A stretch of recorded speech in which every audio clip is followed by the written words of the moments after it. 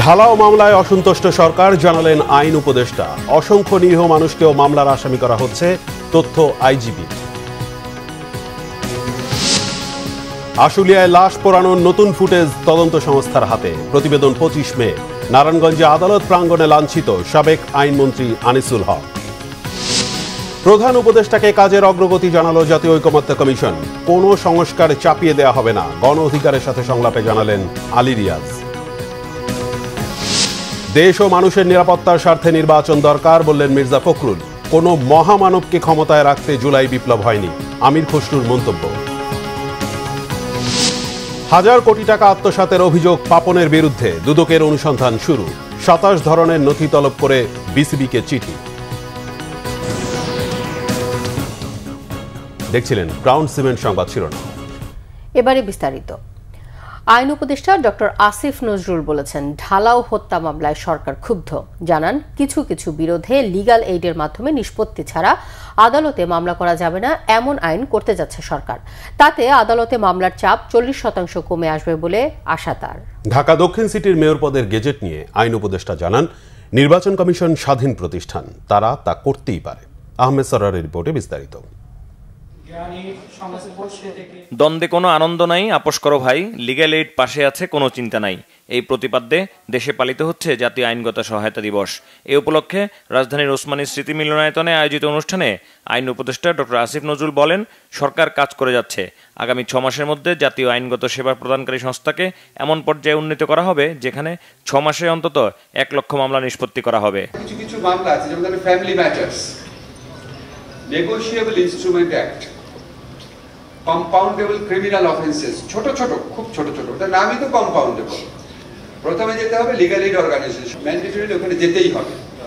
এই প্রক্রিয়াতে আরো কি কি মামলা নেওয়া যায়, শুধু নেগোশিয়েবল ইনস্ট্রুমেন্ট অ্যাক্ট বা কম্পাউন্ডেবল ক্রিমিনাল অফেন্স বা ফ্যামিলি ম্যাটার্স না, আরো কি কি মামলা নেওয়া যায় সেটা আমরা পরীক্ষা করে দেখছি। আমরা সিপিসির যুগান্তকারী কিছু অ্যামেন্ডমেন্ট করেছি।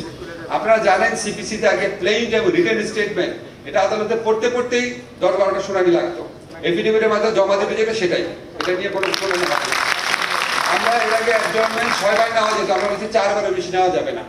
এর আগে মামলায় জেতার পরও এক্সিকিউশনের জন্য আলাদা মামলা করতে হতো, আমরা বলছি আলাদা মামলা লাগবে না, ওই মামলাতে এরকম আরো।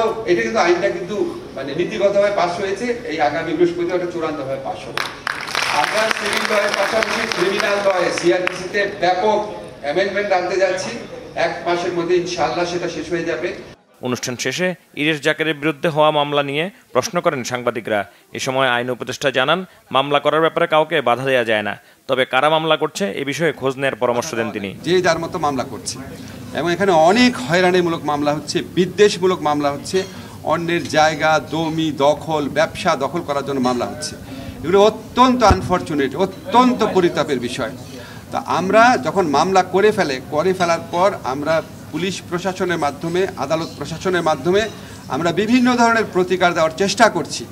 ঢাকা দক্ষিণ সিটি কর্পোরেশনের মেয়র পদে গেজেট নিয়োগ প্রশ্নের উত্তর দেন আইন উপদেষ্টা। গেজেট নোটিফিকেশন হবে কিনা এই ব্যাপারে নির্বাচন কমিশন আমাদের কাছে জানতে চেয়েছিল।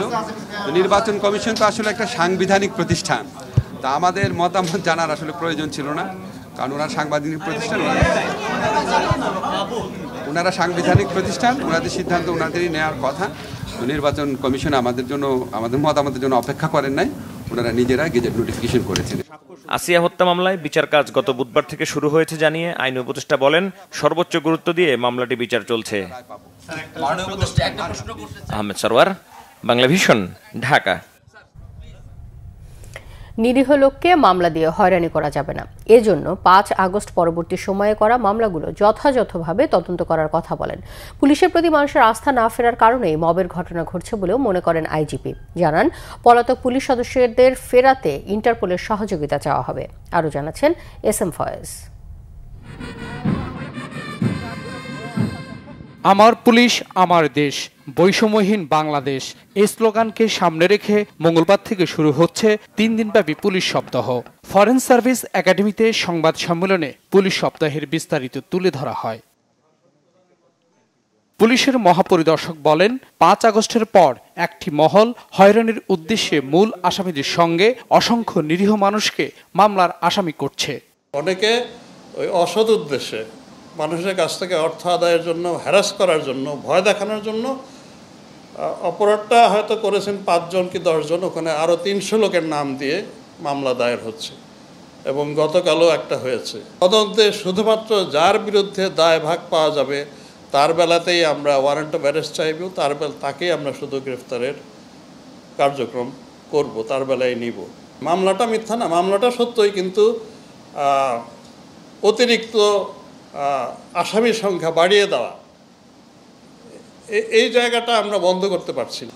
আমাদের উপরে আস্থাটা যদি পরিপূর্ণভাবে চলে আসতো হয়তোবা, তখন হয়তো তারা আর এটা নিত না। তো আমরা চেষ্টা করছি ওইটাই করার জন্য, যে so that they can rely on us, আসলে যে না, এটা তো পুলিশই করবে।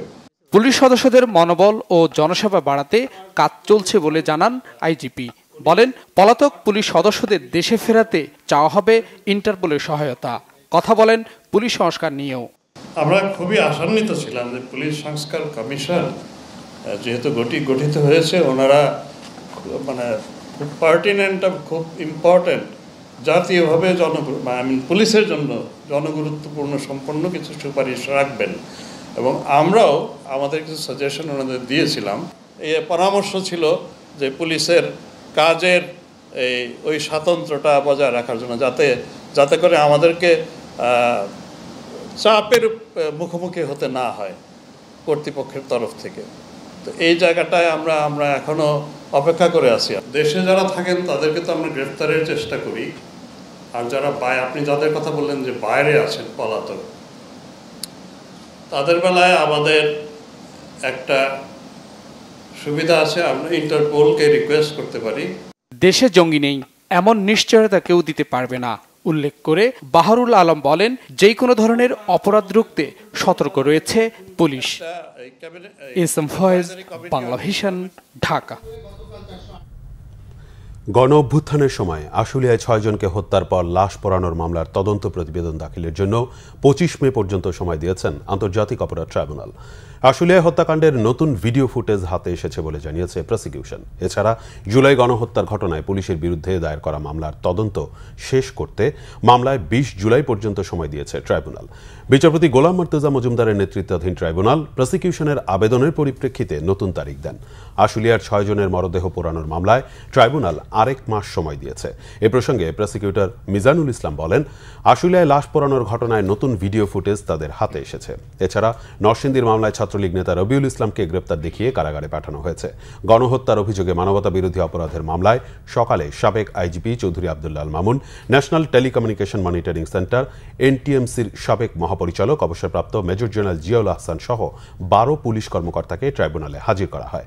তাদের বিরুদ্ধে করা মামলায় তদন্ত প্রতিবেদন দিতেও সময় দিয়েছে ট্রাইব্যুনাল।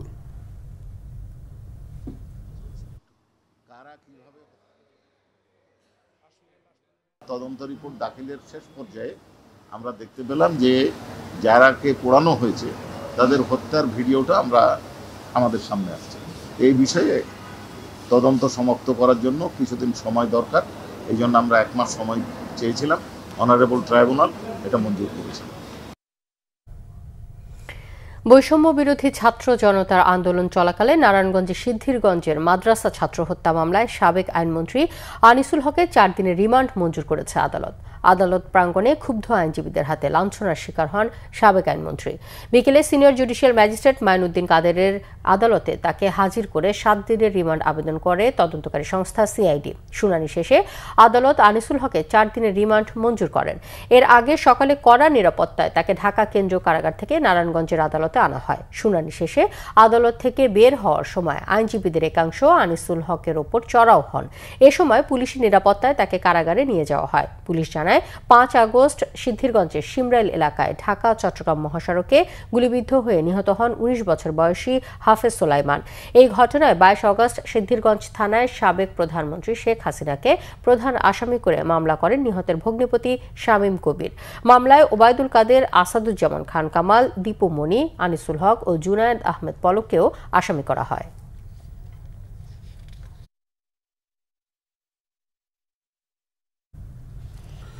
রাজনৈতিক দলগুলোর সঙ্গে চলমান আলোচনার অগ্রগতি পর্যালোচনা করেছে জাতীয় ঐকমত্য কমিশন। সোমবার রাষ্ট্রীয় অতিথি ভবন যমুনায় জাতীয় ঐকমত্য কমিশনের প্রধান ও অন্তর্বর্তীকালীন সরকারের প্রধান উপদেষ্টা অধ্যাপক ডক্টর মোহাম্মদ ইউনূসের সভাপতিত্বে বৈঠকে সংস্কার প্রক্রিয়া নিয়ে বিস্তারিত আলোচনা হয়। কমিশনের সহসভাপতি ডক্টর আলী রিয়াজ এর মধ্যেই রাজনৈতিক দলগুলোর সঙ্গে যেসব আলোচনা হয়েছে সে ব্যাপারে কমিশন প্রধানকে অবহিত করেন। কমিশনের সদস্য ডক্টর বদিউল আলম মজুমদার, ডক্টর ইফতেখারুজ্জামান, বিচারপতি ইমদাদুল হক এবং সফররাজ হোসেনও এতে অংশ নেন। সেই আলোকে পরবর্তী করণীয় সম্পর্কে দিক নির্দেশনা দেন প্রধান উপদেষ্টা।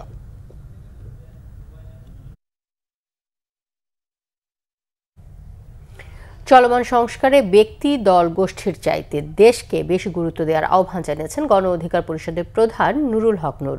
আর সংস্কার বর্তমান অন্তর্বর্তী সরকারের অধীনে বাস্তবায়নের দাবি তার। সকালে সংসদ ভবনের এলডি হলে জাতীয় ঐকমত্য কমিশন গঠনে বৈঠকে বসে গণ অধিকার পরিষদের সঙ্গে নুরুল হক নূরের নেতৃত্বে গণ অধিকারের ৯ সদস্যের প্রতিনিধি দল এতে অংশ নেয়। বৈঠকে ঐকমত্য কমিশনের সহ সভাপতি ডক্টর আলী রিয়াজ বলেন, আলোচনার মাধ্যমে জাতীয় সনদ তৈরি করাই ঐকমত্য কমিশনের কাজ। জানান ৩৯টি রাজনৈতিক দলের পক্ষ থেকে সংস্কার প্রস্তাব এসেছে। ১৯ দলের সাথে আলোচনা শেষ হয়েছে। ১৬৬টি প্রস্তাবের বাইরেও সামগ্রিক বিষয়ে আলোচনা হবে।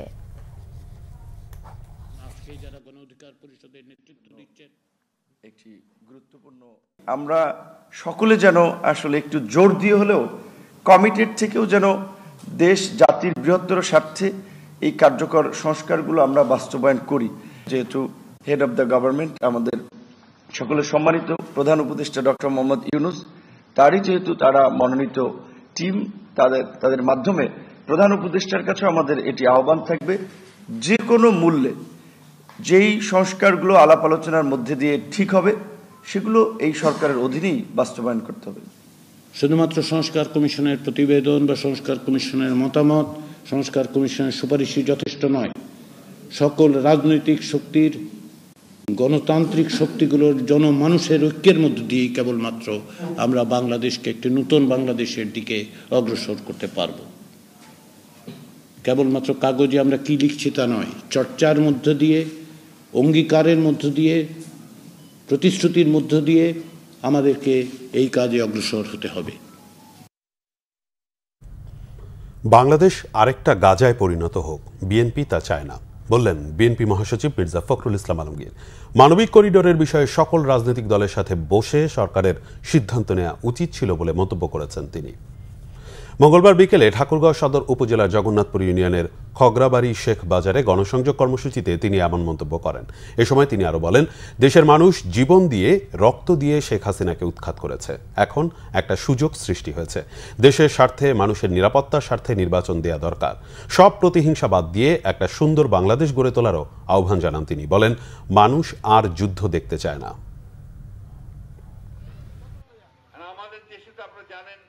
আমরা আরেকটা গাজায় পরিণত হতে চাই না, আমরা আরেকটা যুদ্ধের মধ্যে জড়াতে চাই না। আমাদের এখানে এসে আরো কেউ গোলমাল করুক সেটাও আমরা চাই না। একে তো রোহিঙ্গাকে নিয়ে আমরা বড় সমস্যায় আছি, তারপরে এই প্যাসেজ দাওয়াতে যে আবার কোনো বড় সমস্যার সৃষ্টি হয় সেগুলো আলোচনা করে ব্যবস্থা নিয়ে তারপরে এটাতে যাওয়া উচিত ছিল বলে আমরা মনে করি। কারণ নির্বাচনটা এখন মানুষের খুব বেশি দরকার, তার প্রতিনিধি নির্বাচন করা দরকার।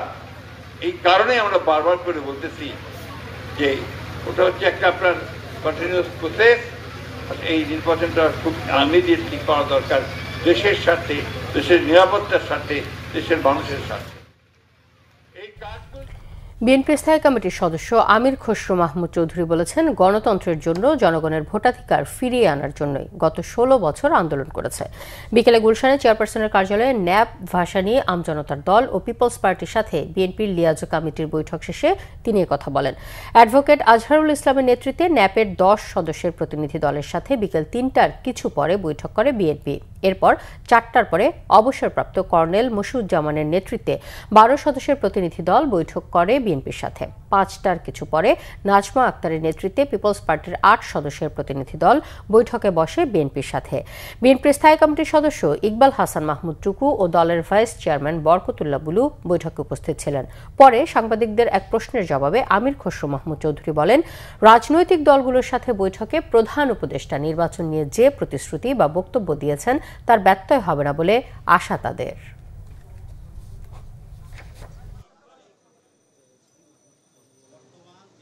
16 বছরের যুদ্ধটা ছিল গণতন্ত্রের জন্য, বাংলাদেশে গণতান্ত্রিক অর্ডার ফিরিয়ে আনার জন্য, জনগণের ভোটাধিকার ফিরিয়ে আনার জন্য, জনগণের মালিকানা ফিরিয়ে আনার জন্য।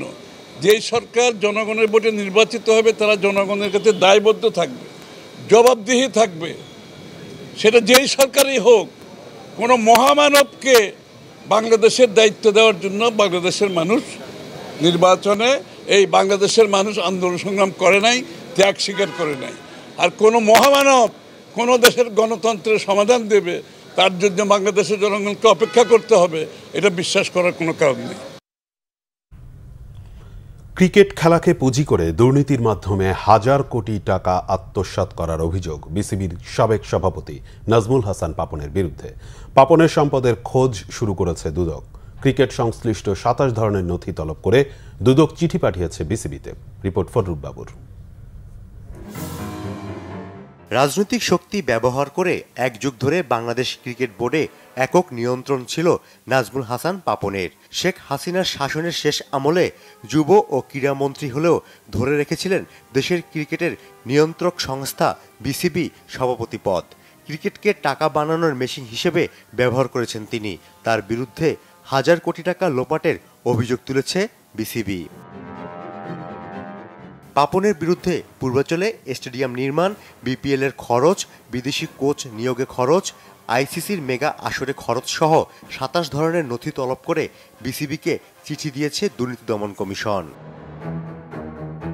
এদিকে প্রায় 26 কোটি টাকার অবৈধ সম্পদ অর্জন ও প্রায় 2,500 কোটি টাকার সন্দেহজনক লেনদেনের অভিযোগে রাজশাহী 4 আসনের সাবেক এমপি এনামুল হক সহ পরিবারের সদস্যদের বিরুদ্ধে মামলা করেছে দুদক। দুর্নীতি দমন কমিশন আইন 2004, মানি লন্ডারিং প্রতিরোধ আইন 2012, দুর্নীতি প্রতিরোধ আইন 1947 এবং দণ্ডবিধির 109 ধারায় আরও একটি মামলা রুজুর সিদ্ধান্ত গৃহীত হয়েছে। ভুয়া প্রকল্পের নামে ক্ষুদ্র ঋণের 200 কোটি টাকা আত্মসাতের অভিযোগে সাবেক সচিব ও উদ্দীপন পরিচালনা পর্ষদের চেয়ারম্যান মিহির কান্তি মজুমদার সহ 15 জনকে আসামি করে 6টি মামলা করেছে দুদক। ফররুখ বাবু, বাংলা ভিশন, ঢাকা। অর্থনীতিতে বেসরকারি খাতের অংশগ্রহণ বাড়াতে আরও বিনিয়োগ করতে চায় এশীয় উন্নয়ন ব্যাংক এডিবি। 2026 সালে বাংলাদেশকে এলডিসি তালিকা থেকে বের করতে সহায়তা করছে এডিবি। রাজধানীতে চীনমৈত্রী সম্মেলন কেন্দ্রে বিজনেস অপরচুনিটি সেমিনারে এই তথ্য জানায় দাতা সংস্থাটি। এ সময় এডিবির আবাসিক প্রতিনিধি হোয়ে ইয়ন জিয়ং জানান, এই মুহূর্তে বাংলাদেশের সংস্থাটির $12 বিলিয়ন 52টি প্রকল্প চলমান রয়েছে। পাইপলাইনে রয়েছে আরও $2.5 বিলিয়ন। তিনি আরও জানান, সময়োপযোগী ক্রয় নিশ্চিত করা খুব জরুরি। এতে যে কোনো প্রকল্পে অর্থের ব্যবহার ও বাস্তবায়নের গতি বাড়বে। একই সাথে এডিবির বিভিন্ন সহযোগী প্রতিষ্ঠানেরও দক্ষতা বাড়াতে হবে। স্বল্পোন্নত দেশের তালিকা থেকে বের হলেই বাংলাদেশে বিনিয়োগের পরিধি বাড়বে। সেই চাপ সামাল দিতে যথাযথ ক্রয় আইন ও কর্মীদের দক্ষতা দরকার বলেও মনে করেন এডিবির আবাসিক প্রতিনিধি।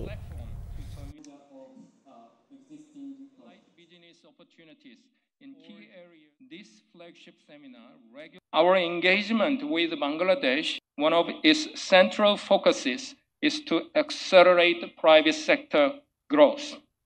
Our primary objective is to facilitate Bangladesh's seamless graduation from LDC status by providing robust financing, advisory services, capacity building, and knowledge-based solutions, all aimed at strengthening the investment climate.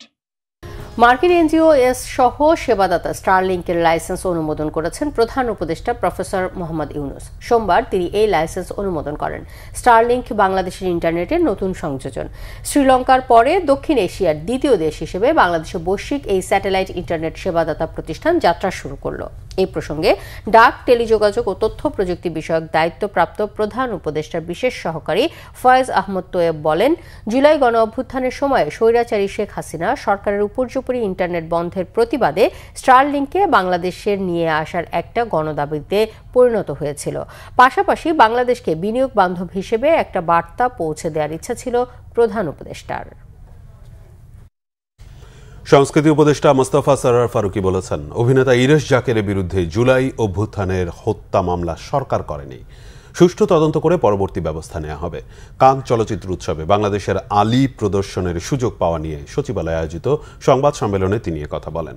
উপদেষ্টা জানান, জুলাই গণ অভ্যুত্থানে ফ্যাসিবাদের বিপক্ষে ছিলেন ইরেশ জাকের, সরকার নয়। একজন ব্যক্তি মামলা করেছেন জানিয়ে বলেন, সব জাতিগোষ্ঠীর অংশগ্রহণে এবার যেভাবে পহেলা বৈশাখ উদযাপন হয়েছে তা বর্ণনাতীত। মঙ্গল শোভাযাত্রার নাম পরিবর্তন করে আনন্দ শোভাযাত্রা করার ফলে স্বীকৃতি ধরে রাখতে প্রয়োজনে আবারও ইউনেস্কোর কাছে আবেদন করবে ঢাকা বিশ্ববিদ্যালয়। ফ্যাসিবাদ সম্পর্কে উপদেষ্টা বলেন, 1400 মানুষের হত্যাকারীদের বিচার প্রক্রিয়া শেষ না হওয়া পর্যন্ত তাদের পুনর্বাসন নিয়ে কোনো কথা না বলাই ভালো। হজ ফ্লাইট শুরু হচ্ছে আজ রাতে। রাত 2টায় প্রথম ফ্লাইটে সৌদি আরবের জেদ্দায় যাচ্ছেন 398 জন। সন্ধ্যায় হজ ফ্লাইট উদ্বোধন করে সর্বোচ্চ মনিটরিং টিম দিয়ে মুসল্লিদের দেখভালের আশ্বাস দিয়েছেন ধর্ম উপদেষ্টা ডক্টর আফমা খালিদ হোসেন। আগামীতে নৌপথে জাহাজে করে হজযাত্রী পাঠাতে কাজ করার কথাও জানিয়েছেন তিনি। এদিকে হজযাত্রীদের জন্য সেবা সহজ করতে লাব্বাইক নামের একটি অ্যাপ উদ্বোধন করেছেন প্রধান উপদেষ্টা ডক্টর মোহাম্মদ ইউনূস। শুভ মাহফুজের রিপোর্টে বিস্তারিত।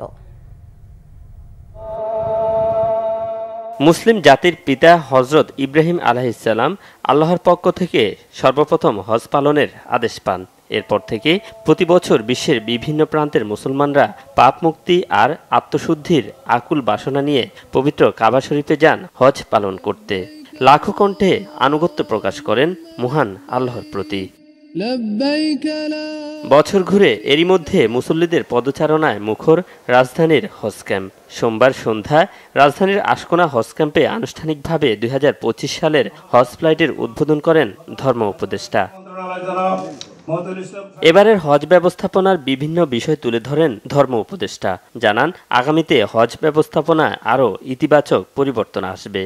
বিমান কর্তৃপক্ষ, রাজস্ব বোর্ড, ওনারা আমরা বারবার মিটিং করে আমরা এই ভাড়া কিছুটা কমাতে সক্ষম হয়েছি। কিছু ত্রুটি বিচ্যুতি থাকবে, কিছু কষ্ট হবে। 50 ডিগ্রি সেলসিয়াস গরম, ঘরের ভিতরে 18 ডিগ্রি সেলসিয়াসে আমরা থাকি, 19 ডিগ্রি সেলসিয়াসে আমরা থাকি, বাইরে আমরা 50 ডিগ্রি সেলসিয়াস গরম অনুভব করি। কিছু অসুবিধা হবে। তারপরেও আমরা আপনাদের জ্ঞাতার্থে জানাই, 1856 জন হজ গাইড আমরা নিয়োগ করেছি সরকারি বা বেসরকারিভাবে।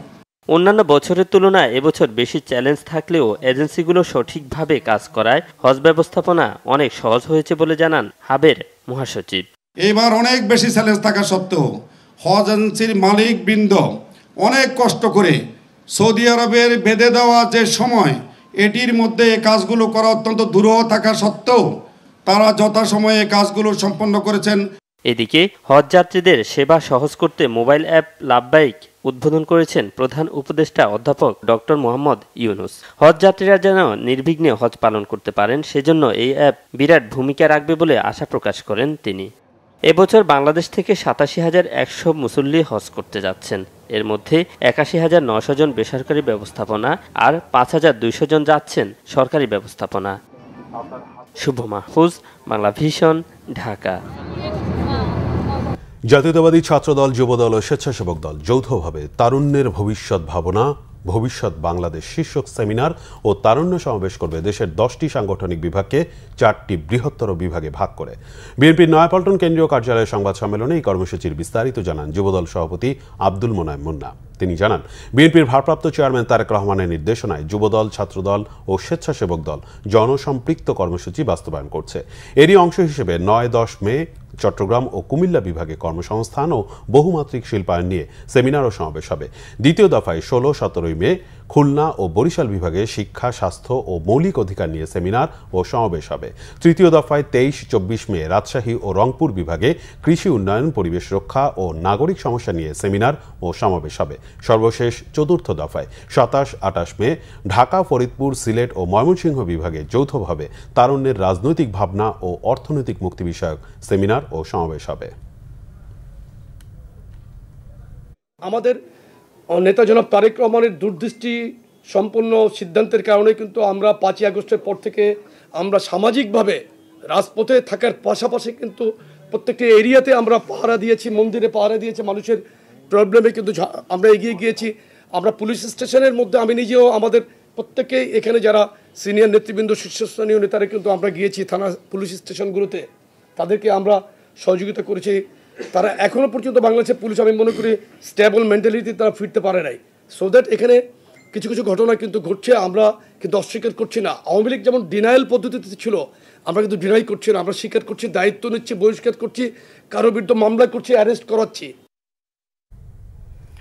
শেয়ার বাজারের দুরবস্থার জন্য বিগত সরকারের ব্যর্থতা, অর্থ পাচার এবং অপরিকল্পিত মার্জিন ঋণকে দায়ী করেছে পুঁজিবাজার সংস্কার টাস্ক ফোর্স। বিকেলে বিএসইসি কার্যালয়ে সংবাদ সম্মেলনে এই তথ্য জানান টাস্ক ফোর্সের সদস্যরা। মার্জিন ঋণ নীতিমালা সংস্কারের প্রস্তাবে টাস্ক ফোর্সের সদস্য AFM নেসার উদ্দিন জানান, মার্জিন ঋণের জন্য পুঁজিবাজারে কমপক্ষে 10 লাখ টাকার বিনিয়োগ থাকতে হবে। ঋণ পেতে নিয়মিত আয়ের উৎস থাকার বাধ্যবাধকতাও জুড়ে দেন তিনি। জানান, পুঁজিবাজারে বিনিয়োগের 6 মাসের মধ্যে মার্জিন ঋণ পাওয়া যাবে না। মিউচুয়াল ফান্ড ও কোম্পানির হিসেবে মার্জিন ঋণ না দেওয়ার সুপারিশ তাদের। এক প্রশ্নের জবাবে টাস্ক ফোর্সের আরেক সদস্য অধ্যাপক আলামিন বলেন, বাজারের এখনকার পরিস্থিতির সাথে টাস্ক ফোর্সের সম্পৃক্ততা নেই। সরকার ও বিএসইসির অযাচিত হস্তক্ষেপ এবং 15 বছরে অর্থ পাচারের কারণে পুঁজিবাজার দিন দিন খারাপ হয়েছে বলে জানিয়েছেন টাস্ক ফোর্সের সদস্যরা। কারণ majority one of the reason হচ্ছে মার্জিন লোন, অনেক রিজন আছে। আনপ্ল্যান্ড ওয়েট আপনি 1:4-5 দিয়ে রাখছেন মার্জিন, এবং এগুলো তো টপ ম্যানেজমেন্টের সাথে যোগাযোগ ছাড়া এগুলো হয় নাই। আমরা যে জায়গাগুলো করেছি অনেক তিক্ত অভিজ্ঞতা থেকেই এতদিনে বাজারে যেগুলো হয়েছে, আমরা যদিও 15 বছরের যাবতীয় অনিয়মকে একসাথে নিয়ম চাই, এটা আসলে চাইতেই পারি, বাস্তবতা অনেক কঠিন। তো সেই জায়গাগুলোতে আমরা এমন কিছু চাচ্ছি না নতুন করে এই ধরনের কোনো পরিস্থিতি আগামী 15 বছর পর আবার তৈরি হোক। দেশের সাধারণ মানুষকে সরকারি আইন সহায়তা কার্যকর সম্পর্কে সচেতন করতে দেশের বিভিন্ন জায়গায় নানা কর্মসূচিতে পালিত হয়েছে জাতীয় আইনগত সহায়তা দিবস। প্রতিনিধিদের পাঠানো তথ্য চিত্রে দেখুন ডেস্ক রিপোর্ট।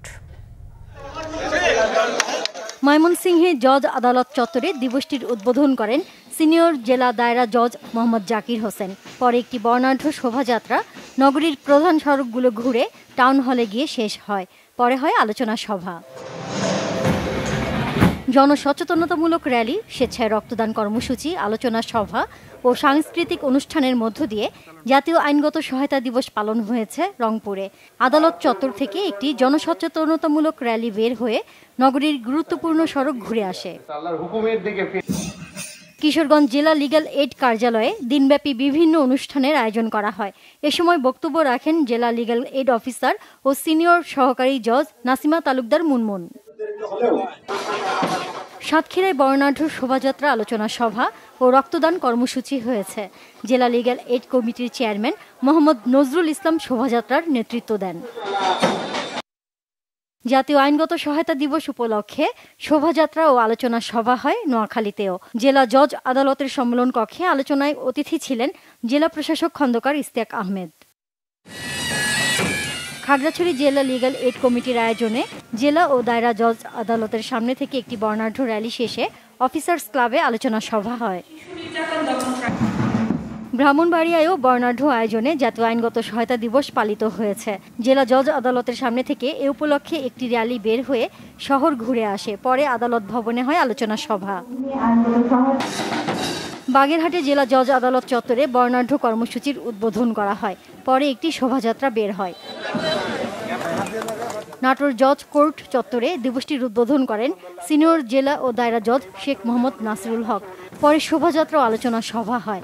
এছাড়া আদালত চত্বরে বৃক্ষরোপণ ও স্বেচ্ছায় রক্তদান কর্মসূচির আয়োজন করে জেলা লিগ্যাল এইড।